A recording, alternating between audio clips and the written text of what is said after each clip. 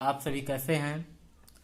मैं सुधांशु पांडे आप लोगों के बीच इंग्लिश ग्रामर के आर्टिकल का आज 5वां लेक्चर लेकर उपस्थित हूं। आप लोग लॉकडाउन के दौरान समय का सही उपयोग करें। आप सभी विद्यार्थियों की पढ़ाई में कोई रुकावट ना आए। आप सभी लोग घर में ही रहकर पढ़ाई पूरी कर सकें। इसके लिए मैं प्रतिदिन नए नए वीडियोज आप लोगों के बीच लाता रहूँगा। आप सभी लोग हमारे इस चैनल को सब्सक्राइब करें, लाइक करें और लॉकडाउन में भी पढ़ाई हो सके इस मुहिम का हिस्सा बने तथा इस चैनल को ज़्यादा से ज़्यादा लोगों में शेयर करें, जिससे और लोग भी घर बैठकर पढ़ाई कर सकें। आपका छोटा सा किसी के बहुत काम आ सकता है। चलिए स्टार्ट करते हैं। आज हमारा 5वां लेक्चर है, पार्ट 5। पार्ट 5 में आज हम आप लोगों को बताएंगे use of definite articles the. Definite articles the का प्रयोग, द का प्रयोग कहाँ होता है। मैं आज इस वीडियो में आप लोगों को बताने वाला हूँ कि द का प्रयोग कहाँ होता है। अभी हम पिछले वीडियोज में हमने देखा कि आर्टिकल्स का डिफिनेशन क्या होता है, आर्टिकल्स के कितने पार्ट्स होते हैं। तो हमने आपको बताया आर्टिकल्स के 2 पार्ट्स होते हैं, definite articles, indefinite articles. Indefinite हम पढ़ चुके, इनडिफिनिट में ए और एन का प्रयोग था, हम आपको पिछले वीडियोज में हमने आपको बताया। अब आज हम पढ़ते हैं use of definite articles the का प्रयोग। तो कुछ जनरल नियम हैं, कुछ सामान्य नियम हैं। पहला है एनाफोरिक यूज। क्या है? Anaphoric use. अब एनाफोरिक क्या होता है? द के प्रयोग को एनाफोरिक यूज कहा जाता है। जो द का प्रयोग होता है उसी को एनाफोरिक यूज कहते हैं। द का प्रयोग होता है उसी को एनाफोरिक यूज कहते हैं। अब एनाफोरा का अर्थ क्या है? एनाफोरा का अर्थ है टू कैरी बैक, मतलब पीछे की ओर जाना, पीछे की ओर जाना। एनाफोरा का क्या अर्थ है? टू बैक कैरी, मतलब टू कैरी बैक, मतलब पीछे की ओर जाना। जब काउंटेबल नाउन का पहली बार जिक्र होता है, जब काउंटेबल नाउन का पहली बार जिक्र होता है, तब उसके आगे ए या एन का प्रयोग होता है। किसका प्रयोग होता है? ए या एन का। परंतु जब दोबारा उसी नाउन की चर्चा होती है, परंतु जब दोबारा उसी नाउन की चर्चा होती है तो उसके आगे किसका प्रयोग होता है? द का। किसका प्रयोग होता है? द का। जैसे उदाहरण में देख लीजिए, जैसे है I have an apple, I have an apple, I have an apple. तो यहां पर ये एक बार हो गया। दूसरी बार देखिए, द एप्पल इज स्वीट। अब यहां द लग गया क्योंकि उसी सेब का दोबारा बात हो रहा है, उसी सेब का दोबारा बात हो रहा है। तो यहां पर क्या हम नियम में क्या है? जब काउंटेबल नाउन का पहली बार जिक्र होता है तब उसके आगे या एन का प्रयोग होता है। पहली बार जिक्र हुआ तो यहां पर देखिए एन का प्रयोग हुआ। अब एन का प्रयोग क्यों हुआ? क्योंकि यहां ए क्या है? आपका वावेल है, इसलिए यहां पर एन का प्रयोग हुआ। तो पहली बार जब जिक्र हुआ तब क्या नियम में क्या है? जब काउंटेबल नाउन का पहली बार जिक्र होता है तब उसके आगे ए या एन का प्रयोग होता है। परंतु जब दोबारा उसी नाउन की चर्चा होती है तो उसके आगे द का प्रयोग होता है। दोबारा उसी नाउन की चर्चा हुई तो किसका प्रयोग हुआ? द का प्रयोग हुआ। किसका प्रयोग हुआ? द का। और किस नाउन की चर्चा हुई? एप्पल की। एप्पल मतलब सेब, सेब की चर्चा हुई। आई हैव एन एप्पल, मेरे पास एक सेब है। द एप्पल इज स्वीट, सेब मीठा है। दूसरा उदाहरण देख लीजिए, I have a mango, I have a mango. अब आ क्यों लगा यहां? क्योंकि मैंगो में यम क्या है? यम आपका कॉन्सोनेंट है, इसलिए यहां पर ए का प्रयोग हुआ। मेरे पास एक आम है। द मैंगो इज सुअर, आम खट्टा है। वही नियम लगा, क्योंकि क्या है? जब काउंटेबल नाउन का पहली बार जिक्र होता है तब उसके आगे ए या एन का प्रयोग होता है। परंतु जब दोबारा उसी नाउन की चर्चा होती है तो उसके आगे किसका प्रयोग होता है? द का। किसका प्रयोग होता है? द का। अब देखिए यहां दा का प्रयोग पूर्व चर्चित नाउन के लिए हुआ है। जो दा का प्रयोग जो पहले नाउन चर्चा में है उसके लिए प्रयोग हुआ है। अतः दा का प्रयोग उस नाउन से पूर्व किया जाता है जो निश्चित है। नाउन यहां पर निश्चित है, विशेष है, या जिसकी चर्चा पूर्व में की जा चुकी है। इसकी चर्चा, एप्पल की चर्चा हम लोग पहले कर चुके हैं। ये एप्पल की चर्चा हम लोग पहले कर चुके हैं। तो दा को इसीलिए क्या कहते हैं? डिफिनिट आर्टिकल्स कहते हैं। क्या कहते हैं? Definite articles. यही कारण है कि दा को हम डिफिनिट आर्टिकल्स कहते हैं। दूसरा देखते हैं, दा का प्रयोग सिंगुलर, प्लूरल व सभी जेंडर्स के आगे हो सकता है। दा का प्रयोग, दूसरा नियम क्या है कि दा का प्रयोग सिंगुलर, प्लूरल व सभी जेंडर्स के आगे हो सकता है। सिंगुलर बोले तो एक वचन, प्लूरल बोले तो बहुवचन, और जेंडर्स बोले तो लिंग। दा का प्रयोग सिंगुलर, ध्यान दीजिएगा, दा का प्रयोग सिंगुलर, प्लूरल व सभी जेंडर्स के आगे हो सकता है। कोई रोक टोक नहीं है, समझे? दा का प्रयोग सिंगुलर, प्लूरल व सभी जेंडर्स के आगे हो सकता है। जैसे यहां देखिए, बॉय क्या है? बॉय आपका मैस्कुलिन जेंडर है। बॉय आपका मैस्कुलिन जेंडर है, तो कोई रोक टोक नहीं है, सभी जेंडर्स के आगे दा का प्रयोग हो सकता है। तो यहां पर क्या हुआ? दा बॉय। गर्ल क्या है? फेमिनाइन जेंडर है। कौन सा जेंडर है? फेमिनाइन। हिंदी में बोले तो स्त्रीलिंग। तो यहां पर किसका प्रयोग हुआ? दा का। दा डे, डे मतलब दिन। यहां देखिए, दा बॉयज हो गया, बॉय का बॉयज हो गया, मतलब सिंगुलर का प्लूरल हो गया। यहां गर्ल का गर्ल्स हो गया, तब भी दा का प्रयोग है। डे का डेज हो गया, तब भी दा का प्रयोग है।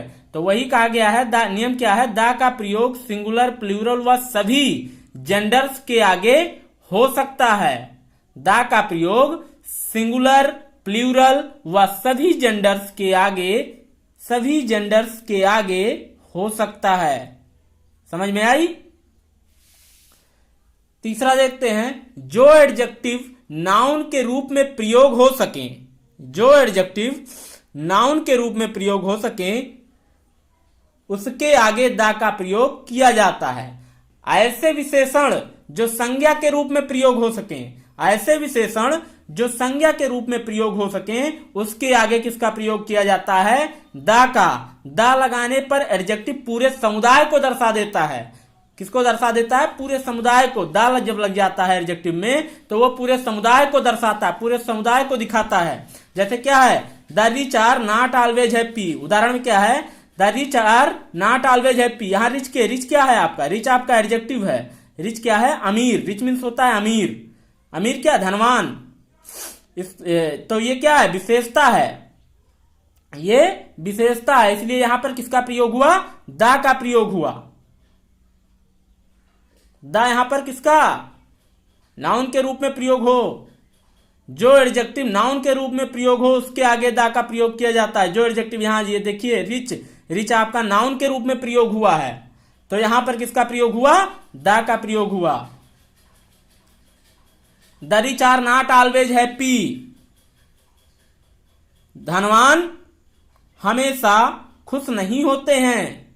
धनवान हमेशा या अमीर हमेशा खुश नहीं होते हैं।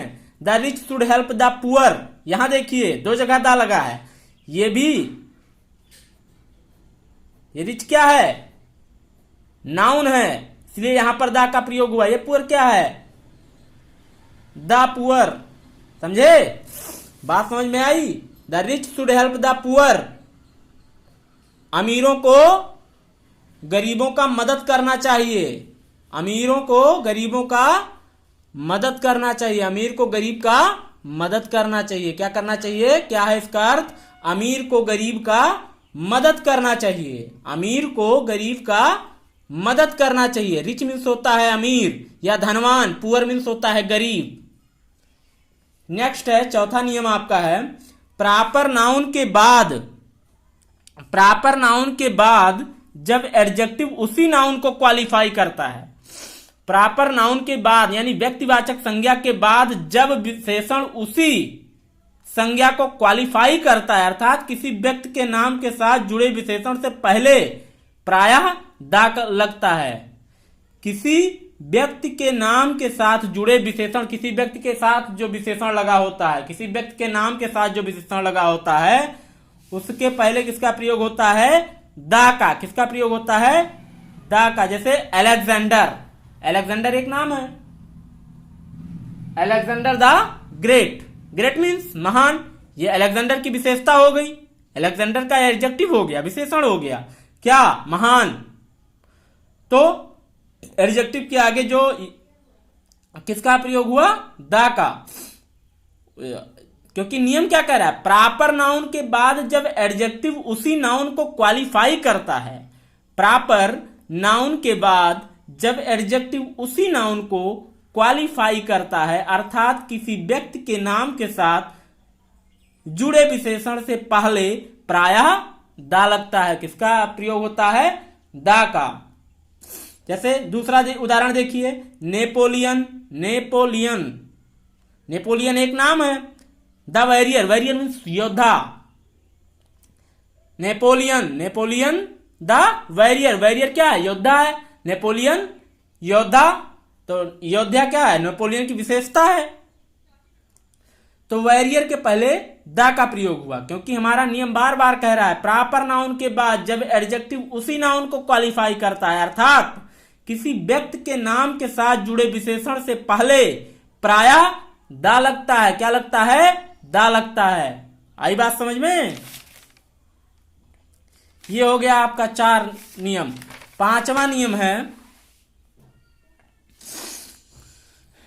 सभी सुपरलेटिव डिग्रीज के आगे दा का प्रयोग होता है। डिग्री 3 होती हैं, कौन कौन सी? पॉजिटिव डिग्री, कंपैरेटिव डिग्री और superlative degree. Positive, comparative, superlative. कौन कौन सी डिग्री होती है? पॉजिटिव डिग्री, कंपैरेटिव डिग्री और सुपरलेटिव डिग्री। सभी सुपर, तो यहां पॉजिटिव की बात नहीं की जा रही है, ना कंपैरेटिव की बात की जा रही है। यहां नियम में क्या है कि सभी सुपरलेटिव डिग्रीज, सभी सुपरलेटिव डिग्रीज के आगे दा का प्रयोग होता है। किसका प्रयोग होता है? दा का प्रयोग किया जाता है। जहां भी आप देखेंगे सुपरलेटिव डिग्री, वहां पर आपके दा का प्रयोग होगा। किसका प्रयोग होगा? दा का। जैसे है उदाहरण में देखिए, he is the best student in our class. He is the best, best क्या है? बेस्ट आपका सुपरलेटिव डिग्री है। क्या है? बेस्ट क्या है? सुपरलेटिव डिग्री है। बेस्ट कौन सी डिग्री है? Superlative degree. आई बात समझ में? बेस्ट देखिए, गुड, बेटर और ये बेस्ट, ये कंपैरेटिव डिग्री।